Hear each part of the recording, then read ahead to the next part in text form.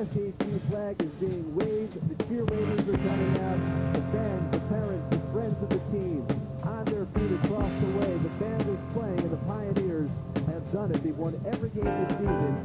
Finished at 11-0. The 2001 Sacred Heart Pioneers are the 1AA mid-major national champions. In winning a national championship in college football, Sacred Heart showed it had a dominating offense, stifling defense, incredible special teams, and great coaching. But the intangible was a statement made by head coach Jim Fleming about a mission not completed. I feel like, you know, the one loss is like a piece of glass in my eye. Like a piece of glass in my eye. A piece of glass in my eye. And whether that piece of glass would be taken out would be decided on the football field. I know there's a lot of hardwood action, and I know that the baseball season is getting going, so let's talk about football. Sacred Heart University head coach Jim Fleming wants to put that 10-1 2000 season completely behind himself and his team, and that was one of the things he accomplished this afternoon. Even though there's snow on the ground, Pioneers head coach Jim Fleming and staff held their first practice, and even though it was helmets only, there was still plenty of pep and spirit throughout. It was great to get back out. You know, it's kind of anticlimactic when you got to go out without pads on, but we've got 2 days of pajamas, and then we get a chance to bang around a little bit. So it was good to get out, though. Expectations was like I expected. It was high intensity, a lot of excitement, a lot of trash talking, and it felt good. It felt good for a little rough spots, but it felt good to be out here again. The team will scrimmage against each other this Saturday, and the spring game will be played April 28th. Note that at 4 p.m. We've covered baseball and basketball. So to complete the triumvirate, I just bought that word, football, spring variety, and at Sacred Heart University, the echoes of their great 10-1 2000 season are still heard, but not on the practice field. It was the start of spring football for the Pioneers, and the spirits were high. Adding to their success last year, there's a great feeling of intensity for head coach Jim Fleming and team being taken very seriously by the players. You know what I mean? Yeah. Because they know what they've accomplished, and they simply want more. 2000 was great, but 2000 is 2000. Yeah, I think, you know, we tried to put it behind. I mean, you were at our banquet. I mean, you tried to put it behind at that point in time, and we try not to look back. We didn't the previous year, so you kind of stay with what's been working. You know, last year gives you a chance to look back and say we developed, you know, the starting of a program. I think this year is going to be that much tougher. As you win, you know, the target gets put on your chest, and people know what to expect when they come into games. So I think that, you know, it's going to be a tremendous challenge to match what we did last year, much less, you know, do better than that. Our goal wasn't accomplished last year, so this year we're going to work 10 times harder to accomplish the goal, so everything's going to be more intense than it was last year. And with spring practice comes a chance to work on the skills for next season. But not everybody thinks football in the spring is necessary. Pioneers think it is, and it's fun. It's great because, you know, we're all friends and stuff, you know, so it's fun. It's like playing backyard ball with your best buddies, you know. So, but you don't mind taking over. You don't mind taking over. No. It's offense versus defense. So anybody gets in your way. That's how it works. If you look at programs that have the ability to do spring practice and those that don't, it's remarkable in terms of the amount of improvement you can make in 15 practices, you know, and besides that, you know, if you put me in a room where I could not go out in the field for a complete year, it would be absolutely drive you nuts. So, I mean, I think it's no question valuable for my sanity, but it's definitely valuable for the kids. Well, the schedule was officially released today. A 10-game season, 5 home games, highlighted by a September 15th matchup with Canisius called Take a Kid to a Game Day. Welcome back. When the Sacred Heart football team blossomed into a 10-1 force this past season, head coach Jim Fleming said that one loss to Robert Morris was like a piece of glass in his eye. Well, yesterday, the Pioneers started the process of resetting their vision for the coming season at their annual spring game. Unlike in years past, expectations for Sacred Heart will be very high, but the Pioneers do return several key starters, including linebacker Coyote Mayowa and quarterback Justin Holtzreder. And Sacred Heart Football 2001 is officially underway. They had their first 3-a-day practice yesterday. The players insist it was not horrible. And there was some news out of yesterday's activities. Starting defensive lineman Jamel Keels, the senior from Norwalk, has hurt his knee. Now, the players tell me they think it's a torn MCL. However, the real doctors will give Jamel an MRI tomorrow. Now, head coach Jim Fleming, coming off last year's tremendous turnaround season, begins each year with a rigorous fitness test. And he tells me one more player passed that test than last year, and that's a good sign for a program trying to do one better than its 10-1 record of last season. They're in good spirits, and I think they're in good enough shape for us to make a run at it. Are you superstitious? Are you? Tremendously. You are? Yeah, it's awful. It's So, awful. everything went so well last year. You're doing everything the same? Well, I mean, we do. The structure of the program probably won't change a whole bunch unless we find different ways that we feel is better to do it. You know, we'll research things every year, but our same practice structure and the same defensive structure with a couple of new wrinkles is what we're hanging our hat on. Superstitious to the point where you know things went so well last year. You're always a little bit worried that things may not go so well this year, but. I think all we can do is prepare and go out and play the games, and hopefully the kids will continue to do what they've been doing, which is play hard and play good football. I was upbeat and we were relaxed because we've been through it last year. We know what to expect. All the returners were bright-eyed and bushy-tailed, and all the freshmen were kind of dragging butt today. The Pioneers have put a new turf on their field, and we'll have more on that high-tech turf coming up this week on the evening and night editions. Now, when talking about fields of play in sports, I'm sure many of you have noticed the new artificial turf look. You know, the stuff you see in Philadelphia and Tampa Bay, just to name a couple. But closer to home, Sacred Heart has laid down the new stuff, and it looks and feels like the real thing. News 12 Connecticut's Amy Lundy was on Pioneer turf and has more. There's nothing quite like a lush, green, $700,000 new field that gets you in the mood for some football. Beautiful. I just came off of 2 knee surgeries, and it was like, all right, how's it going to feel on the new turf? But after today, I feel very well, so I'm looking forward to the season. Now, don't be deceived. It's not the real thing, even though it may look and act that way. That's because of a layer of sand that makes it feel like you're running around barefoot in your backyard again. I love it. Coach went out his way to actually get new cleats and stuff for us, and it feels so much better. And the turf itself, just the way you plant off of it and the way you tackle and stuff like that, it feels much better on the knees and just for your whole body. The turf last year was real tough and firm, and this is a lot more easier on your feet and on your knees and stuff. It gives you a lot more bounce. And the bounce, because the rubber layer underneath the turf is still there. But the fibers are made not to burn the skin as much as the old stuff. The feel on it is much more like natural grass. The only downside of it is that our guys have more of a tendency to go down on it. We're trying to practice safe football in terms of having everybody stay up on their feet so people don't fall on one another's legs. And, last year was the worst turf. Guys wouldn't want to go down, but we've had a lot of kids go down on the ground today, and, it concerns you from an injury standpoint. But, I love the surface. And what about drainage?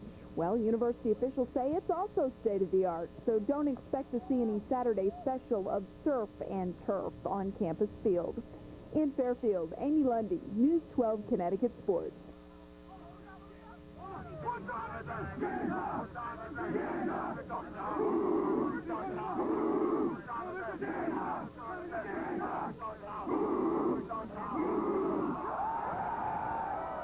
Embarking on a new season, second-year Sacred Heart head football coach Jim Fleming told us he wanted everything to go just as it did last year, with one exception. The Pioneers want to be perfect instead of finishing 10-1.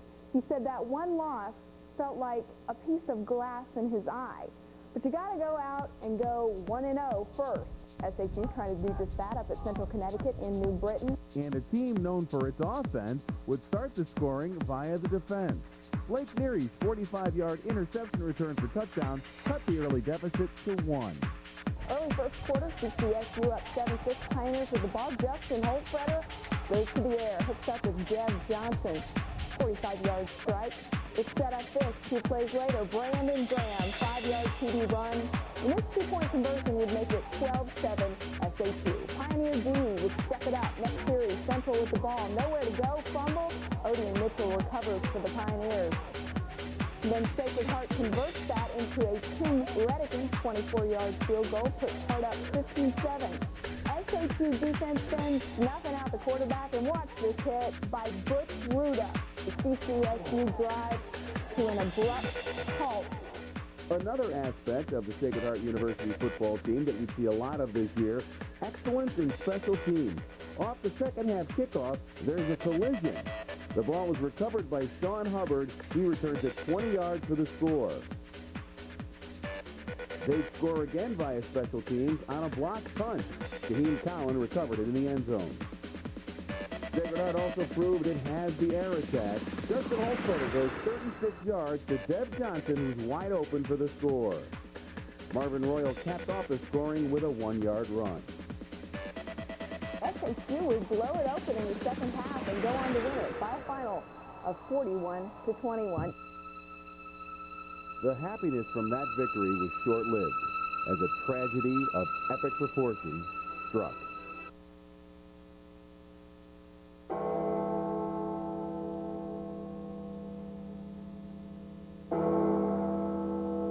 We have seen things transpire that I think most Americans would never imagine to be possible. A day that none of us who watch these incredible images, none of us can ever forget these images. A tragedy felt by all. But as in life, the games went on. And one of the goals this year was to avenge the loss last season to Robert Morris. It started with a long one to Dev Johnson. Then it got rolling. Looking right, passes batted in the air, and it's going to be intercepted by Coyote Mayoa. He's going to score.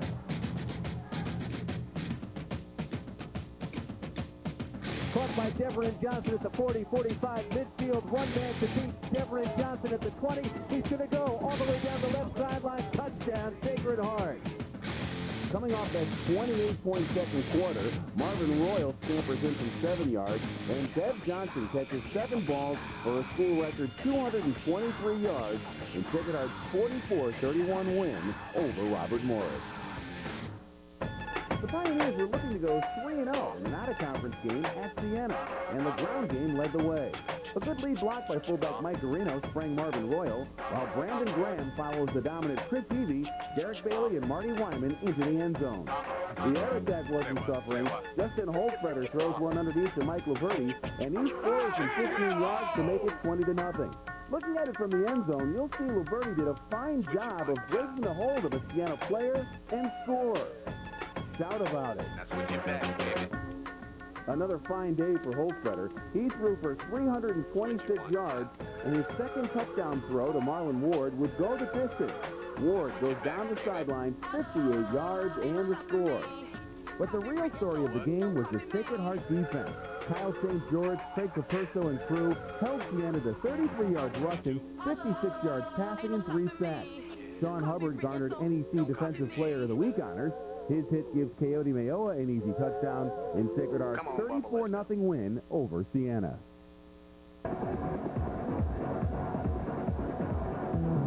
Sacred Heart football started this season the same way it did last season, perfect. And while 3-0 may not impress everybody, it scared poor old Canisius. They're refusing to reschedule the contest they missed with the Pioneers, but St. John's is game. Red Storm rolling into Fairfield today to face Jim Fleming's boys.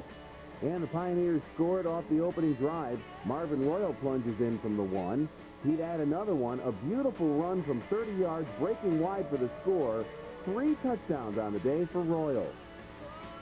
Pioneers put together a 62-yard drive, capped off by the Marvin Royal 1-yard TD run, 21-7 SHU. Then Sacred Heart's D would step it up.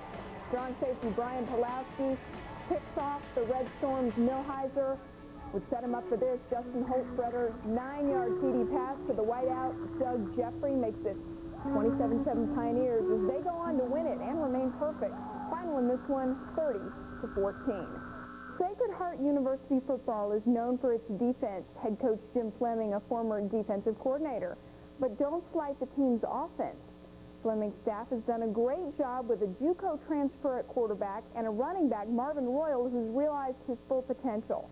And a great crowd on hand for today, taking on Stony Brook, a team the Pioneers smoked last year. First quarter SHU drive and Brandon Graham, nice cutback, 27 yards for the first down. second quarter, SHU shut down twice in the red zone, but the third time's a charm. Justin Holtfretter puts right out Andy Gonzalez for the 7-yard TD. 7-zip Pioneers. Another big day for the Sacred Heart quarterback. Justin Holtfretter tied a school record with 4 touchdown passes. That one a 16-yarder to Deb Johnson. The running game was also solid. Brandon Graham powers in off of strong blocking on the left side, led by Jason St. John, Steve Soldado, and Mike Kessler. Holtfretter continued to go to the air. This touchdown pass to Andrew Gonzalez, his second one of the game. Then Sacred Heart played its usual fine defensive game. Another big play. Tahim Cowan's helmet guards the football loose. Jason Jarrett picks it up and goes the distance for the touchdown. A record crowd of 4,006 at Campus Field saw Sacred Heart dominate in all areas. Late in the quarter, another Stony Brook drive fails, and they're punting, and it's blocked by Tahim Cowan. The senior comes up with a nice special teams play. Hart would take advantage of it. JJ, Justin Holtfretter, drops back and find his favorite target, Devin Johnson, in the end zone for the TD. And Sacred Heart would go on to win it by a final of 42-24. One of the most asked questions is how Jim Fleming turned it around. Some say his way is the intellectual approach, while others feel he's a drill sergeant. From now on, you will speak only when spoken to, and the first and last words out of your filthy sewers will be, sir. Do you maggots understand that?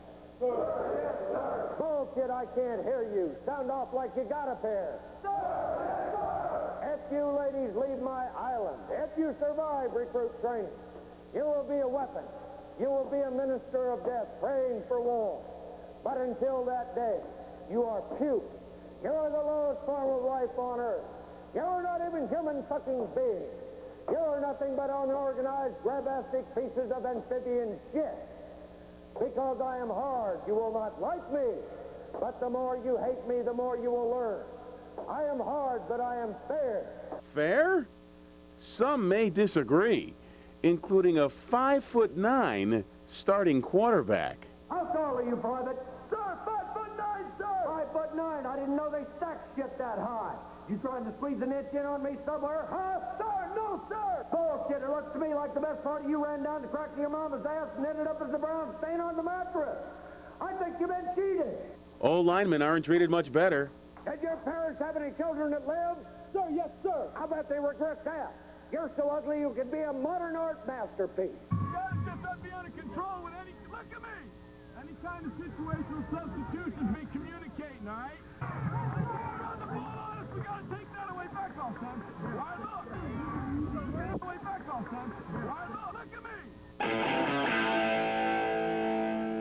Well, what the Pioneers were really looking to do was score, and score they did in Albany. Deb Johnson raced 30 yards on a touchdown reception. Marvin Royal's 4-yard sweep made it 18-7. They'd continue it in the second half. Brandon Graham would power in from 8 yards due to superb Sacred Heart blocking. And then the scoring was capped off by Deb Johnson's 16-yard touchdown catch. Sacred Heart beat Albany handily 32-17. Defensive playmaking continued the following week at Iona. Tahim Cowan's interception stopped the Gales' drive. The Pioneers scored first on an Andre Jackson 4-yard catch. Marvin Royal would beat the pylon for a 4-yard score. Then the defense would again make plays. Back to pass. He's going to throw it over the middle. The pass is intercepted by Blake Neary. Neary running it back to the 30, 35, 40, 45, 50. Blake Neary down the right sideline has one man to beat, and the quarterback won't get him. Blake Neary takes it the distance for a Sacred Heart touchdown. The touchdowns would come offensively in the second half. Brandon Graham catches this middle screen and weaves through the Iona defense 38 yards for the touchdown. Marvin Royal would follow with a 1-yard plunge. Mike Liberty's 30-yard catch and carry for the score made it 42-7 after 3. They then cap off the scoring with an offensive big play. Handoff goes to Bonadias running off of right tackle to the 35, 40, 45, 50. Down the right sideline, he could go. Jason Bonadias, 15, 10, 5, and he's going to be in for the touchdown. Sacred Heart was dominant in a 49-7 win over Iona. The Pioneers started in a hole at Wagner, down 17-0, before a special teamer made a special play. Blake Abbott to kick it off from the right hash mark. Marvin Royal, Kahim Cowan deep. It's Kahim Cowan at the 15 to the 20, angling to his left, 25, 30, and he breaks free. The kicker to beat Kahim Cowan down the left sideline. He may go. Being chased by Shorter. Kahim Cowan takes it for a touchdown. That would resuscitate the Heart. Marvin Royal smashes in from the 1, and Sacred Heart would go for the throw. Royal would continue his relentless pursuit of the end zone. A great cutback move here would give Sacred Heart the lead. Then they'd go airborne. Second down and 13 from their own 30. Shortstop for Holtzletter. Grant to Deverin Johnson, breaks free across midfield. He's gone. 30, 25, 20, 15, 10, 5, touchdown. Justin Holtzletter would later show off his running ability, stomping into the end zone from 5 yards. Okay, he may not be the most nimble of foot, but Justin can put it in the air. A perfect strike to Dev Johnson for 70 yards. In an amazing come-from-behind 45-24 win over Wagner. It's a tale of one town, two football teams. Sacred Heart used to be down. Fairfield U has always been kind of up. And sure, much has been made of Jim Fleming turning Sacred Heart around, but there's another man who's been instrumental. Ever since Marvin Royal transferred from Fairfield to SHU, the Pioneers have gone 18-1, and that's going into today's game against St. Francis. First quarter, Red Flash quarterback hits Jeremy Willis with the quick out, but SHU's Brian Pulowski strips the ball loose. Pioneers recover. Second quarter, St. Francis punting. Andre Jackson set to return it. He's going to find some room down the sideline and pushed out at the 4. That would set up this. Justin Holtzletter rolls out. He finds the senior tight end Mike Luberti alone for the score. 7-zip Pioneers. Late second quarter, SHU driving. This will make the folks at Fairfield regret letting Marvin Royal lead. Senior running back takes it 34 yards for the TD. SHU leads at 14-zip. Later, more Marvin. I want you to watch this move coming up. You think he's down, but he is far from down. Royal reached the 3,000-yard mark for his career and rushed for 3 touchdowns. Makes the handoff to Hall and throws. Passes complete to Jeremy Willis, who is hit immediately. Ball is loose. Picked up by Coyote Mayoa at midfield. 45, 30, 25, 20 down the left sideline. Coyote Mayoa will score on the touchdown. They'd make it 38-0 as Doug Jeffrey runs the slant for the score. Holtzletter is going to let the clock know. He's going to get the snap off. Gives to Marvin Royal off of right tackle. Has a first down and more. 30, 25, 20. Marvin Royal down the right sideline will score. Now, this didn't count, but it sure looked good. Coyote Mayoa blocks a field goal attempt. Victor Benson takes it 2 yards deep in the end zone and goes all the way. But it just highlights the day Coyote had. 14 total tackles, 9 solo, 3 tackles for loss, a sack, 3 fumble recoveries, 1 for touchdown. A good run by Benson, but it never counted. But this did. Kahim Cowan, another special teams play, blocking the punt and going in for the touchdown. Jason Bonadiaz capped the scoring with a 13-yard run. And the Pioneers go to 9-0, beating St. Francis by a final of 58-0. Okay, I think the best way to talk about this team is to say, that's the best way to describe the story of the Sacred Heart University football squad this year. I mean, yeah, they came off a 10-1 season a year ago, and in 2001, the Pioneers are undefeated at 9-0, number 1 in the nation in a recent mid-major poll, and with a victory at home this Saturday against Monmouth, they would win the NEC title and head to the ECAC Bowl, probably in Pittsburgh. But so little has been said about them. Well, I'm about to put an end to that. There's going to be a guy joining us going to help me. Yeah, him. He's the head football coach at Sacred Heart University, Jim Fleming. And first of all, Jim, congratulations on the season. And secondly, why so little publicity for the program this year? Well, Bill, I appreciate you having me up.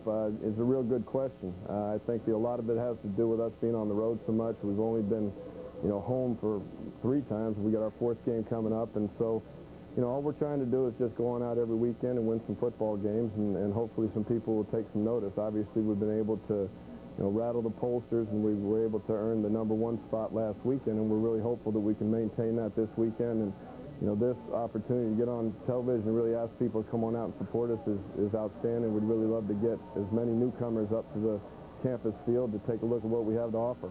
Well, we're looking at some great players now. I can mention a lot. Wide receiver Deb Johnson averages 23 yards a catch, 10 touchdowns. Look at Marvin Royal there, closing in on 1,000 yards. Of course, Justin Holtzberger, what can we say about him? 20 touchdowns. Defensively, Kaheem Collins, 5 interceptions, 2 punt returns for TDs. I haven't even scratched the surface yet. But there's so many great players on that squad. There's just too many to announce. Well, I mean, we feel like we've got wide open football up here. I think that the kids that are playing the game right now, that are playing their last home game, this Saturday, are outstanding football players. I've coached a lot of different levels of football, 1A, 1AA scholarship, been in the Ivy League for 1 year. So, I mean, I've been able to get around the country and see quality football players at all levels, and I think we've got a number of kids that are playing for Sacred Heart University who can play at just about any place I've coached. So I think you're right. There's a lot of kids out there that are playing for us that people don't know about and haven't had a chance to see, and I'm urging them to come on out this weekend because it's their last opportunity. Okay, which is what I wanted to talk about Saturday. Big game against Monmouth, and really the last chance, as you were talking about, to see some of these great players. And it's supposed to be great weather, too. Well, I hear it was supposed to be an outstanding weekend, and we've had great week, obviously, of weather. We get to practice early in the afternoon, and it's been outstanding for November, practice preparation. But, I think, we've been talking about having the opportunity to play 2 more games, but, as we all know, this is a finale for our seniors and finale for this football team as we know it. So, like you're saying, come on out and see us, and we'd love to have you. Okay, Jim, well, rest assured one thing. We will be there. Okay? I'm sure that makes you feel better. You guys are always there, and I really appreciate it. Okay, well, best of luck, not only, of course, next Saturday, but hopefully a little bit down the road. We'll talk about that later. And, of course, Sacred Heart University head football coach Jim Fleming, whose team will be playing for the NEC Championship, an undefeated regular season, and a trip to the ECAC Bowl. That'll all be taking place this Saturday at Sacred Heart University. Really should check it out. One thing Coach Fleming and his staff impressed upon the players is football is a game of will, especially defensively. You have to want to hit and cause a ruckus and beat an offense into a pulp. Step aside, Brooks.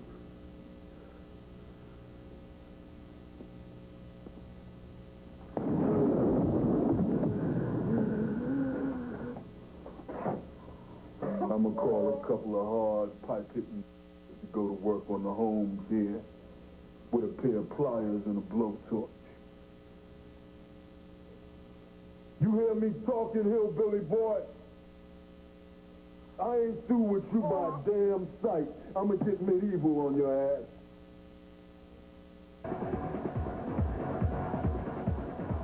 Last season was tremendous. The Sacred Heart University football team going 10-1. What could be better than that? How about a perfect season and a chance to go to a bowl game? The Pioneers today hosting Monmouth in their regular season finale. Pretty good team, Monmouth, 9-2 heading into today. And the tone was set on the opening kickoff. The Pioneers' special teams caused the Monmouth fumble. This play is really the fine play of teams and the defense. The NEC honored Sean Hubbard again, who led a defense that limited the Hawks to 33 rushing yards. The turnover set up the game's first score, Marvin Royal from 5 yards. Then the big play offense emerged. Takes the snap, takes the handoff, play action, throwing deep over the middle for Deborah Johnson. Has him inside of the 20, 15, 10, 5, touchdown, Sacred Heart. The Pioneers were also running by Monmouth. Here, the perfect execution of the counter play. Marvin Royal, 22 yards in the score, and the route was on. Second quarter, Tim Reddick and blast of a field goal makes it 24-0 Sacred Heart. And what a day for Deb Johnson. 6 catches for 161 yards, 3 touchdowns, tying his own single-game TD record. He also set a new NEC single-season receiving yards mark and won his 3rd NEC Offensive Player of the Week. The Pioneers finished the scoring in razzle-dazzle style. Jeffrey Gonzalez and Johnson to wide. Holtzberger looking to throw right. Has Deborah Johnson, who barrels to third Jeffrey. Down the right sideline. 10-5, touchdown. Sacred Heart. Unbelievable play. Sacred Heart ends this regular season a perfect 10-0. Jim Fleming's bunch beating Monmouth 44-14. Next up, the ECAC Bowl, which matches up the NEC camp with the MAC camp. The 2-year glorious story of the Sacred Heart University football program reaches historic heights this weekend. The finale of the Pioneer season will be capped off by a bowl game, the ECAC Bowl in Pittsburgh on Saturday. And final preparations being set as they get ready to face the champions of the MAC, Duquesne University, in a revival of the ECAC Bowl, which picks the best of the NEC, which this year is Sacred Heart, facing the top team from the Metro Atlantic. This confident group is hungry and ready to go. If you remember last year at the end of the season, I made a comment saying, the one loss was like a piece of glass in your eye, and it was. And I think it was a very, very big piece of glass in everybody's eye. I watched these kids prepare during the course of last winter, through the spring, and they had a tremendous focus about them. They played hard. They got very confident. They had high level of expectation. It's a good football team. We've got tremendous talent, and they're playing very, very, very well together. We came through and took care of business instead of being a team that, didn't live up to all the expectations. We came through and, took care of business and won the league. Duquesne won't be easy, though. They were the top team in the MAC and destroyed Fairfield earlier this year, 51-19. But for some, there's history. From my Fairfield days, I had the opportunity to play Duquesne in the December match for the MAC championship when we went to Duquesne and beat them. I'm expecting a hard-hitting team, well-coached, well-designed team that's going to come out and play with tremendous heart. We stopped their run game. I think they will have we'll make a bunch of plays because they'll be forced to go to the air. I mean, their quarterback's young. He's a freshman. He's throwing 19 picks this year. So, I mean, we just take away their run game, make them go to the air, and then I think with the pressure we have, we'll just mess them up. And for the guys who will play their final game, they want to set the tone for the next group. The legacy is still going to go.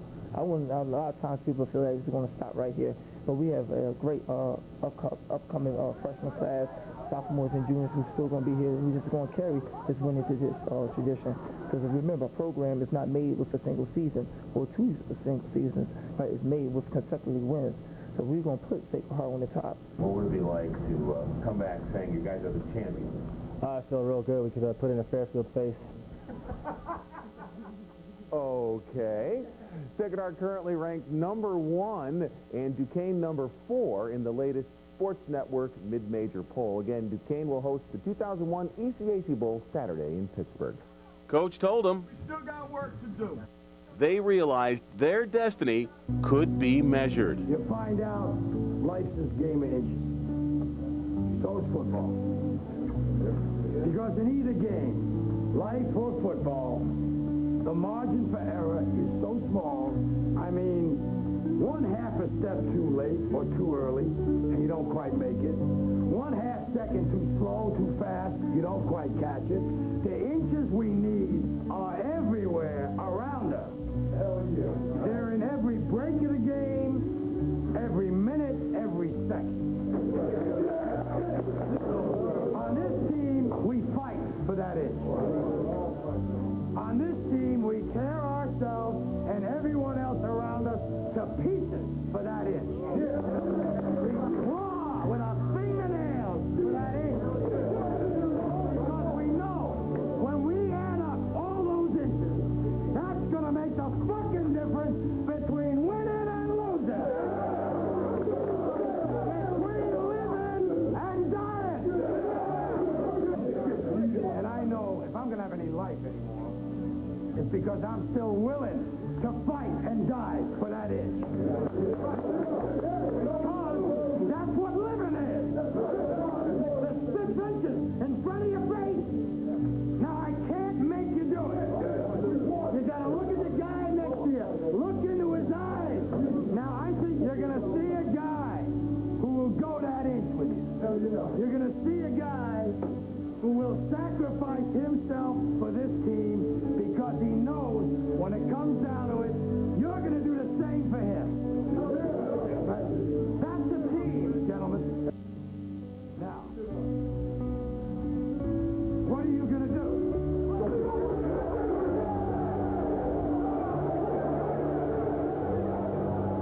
It's war. All-out war. Ain't nobody standing today, baby. You put it to your heads. It's time. Let's go. It's time. It's war. That's it.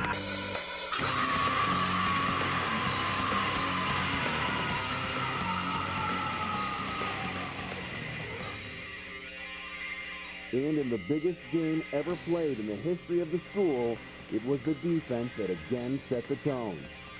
Lobig taking the handoff, looking to throw, and he doesn't. It's picked off by Pulowski at the 40. Midfield, 45-40 down the left sideline. He'll score. Brian Pulowski on the interception takes it all the way. 9-0 Sacred Heart. The offense was also impressive. A long drive capped off by a touchdown throw, and Sacred Heart held a 17-0 lead at the end of the first half. Listen up. This is our time now. Second half is our time. Duquesne cut into the lead, but again the D made the play. Another save left corner of the end zone, and it's batted away by Kaheen Cowan. Again, Lobig was going for Jeremy Connolly and Brantley, the wide receivers. Play action, and Kaheen Cowan forces a fumble inside the 5. It's picked up by Butch Ruda. He's going to be tackled at the 1-yard line. 3 minutes to go. Split backfield, 3 tight ends from the left hash. Holfreder calling signals. Rolling to his right, throwing for Marvin Royal, has a touchdown! Marvin Royal on the touchdown reception. Huge play right here.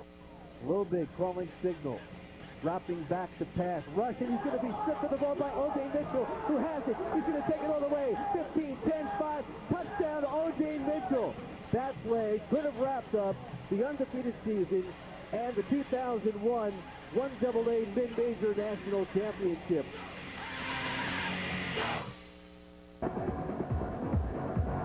Phil Ganello joins us now with a look at sports. Now, I would assume that the campus over at Sacred Heart University is a little rowdy tonight. What do you think? As well it should be, because they did it. That's right. They are the champions. If she sings, that's a bigger story. We are talking about the fact that, yes, they did it. The Sacred Heart Pioneers won the ECAC Bowl, our mid-major national champs, #1 in the polls. The big win on Saturday proved to Duquesne and everybody else that there's no better football team at their level in the country. And the school took notice today. As there was a parade on school grounds, the players started up top and going around campus, ending up at the old athletic center, the shoebox.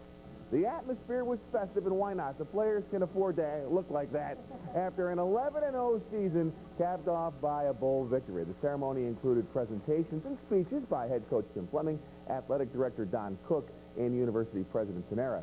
It was a special and deserving day for the mid-major national champions from Sacred Heart University. Great. I mean, 3 years ago, never would have expected anything like this, but it's amazing. I can't even express what it feels like. Anytime that, you do something special, you hope that, people are going to recognize it and it means something to them too. I think today it was more of a, university-wide celebration. I'm very hopeful that everybody takes a piece of a championship with them, because it says something about Sacred Heart University and what it stands for. Well, they did it because they did it to Duquesne last Saturday, and the defense was the story. Brian Pulowski there in the first half with the interception takes it all the way, 69 yards and a touchdown, and the Pioneers led it 10-0. Then in the second quarter, it capped off a 76-yard drive. Justin Holfreder tosses an 8-yard TD pass to Marvin Royal. Sacred Heart went ahead 17-0, and their opponents from Duquesne did not look happy, especially head coach Greg Gattuso. In the second half, the defense kept putting on the pressure. Look at the rush by DJ Diamond. The bull rush up the middle sacks the Duke's quarterback, one of 8 sacks on the day by the Hearts. But give Duquesne credit, because the team came back in this one, cutting the deficit to 17-15 there, as the touchdown pass was caught by Jeremy Connolly. So, down 2. Go for the 2-point conversion and attempt to tie. Try that fade pattern again, but Kaheen Cowan says, bats it away and ends the threat. Now, the score remained the same because of the defense. Here comes Coyote Mayola with the sack of quarterback Neil Lobig, and the game remained a 2-point lead for Sacred Heart. You've got to work on his dance stuff a little bit, though. Late in the contest, the Pioneers came up with 2 huge defensive plays. See the corner blitz by Kaheen Cowan, causes a fumble. Butch Ruda recovers it deep in Duquesne territory. A few plays later, they score. Holfreder rolls right, hits Royal again on a 2-yard scoring pass, and it was 24-15.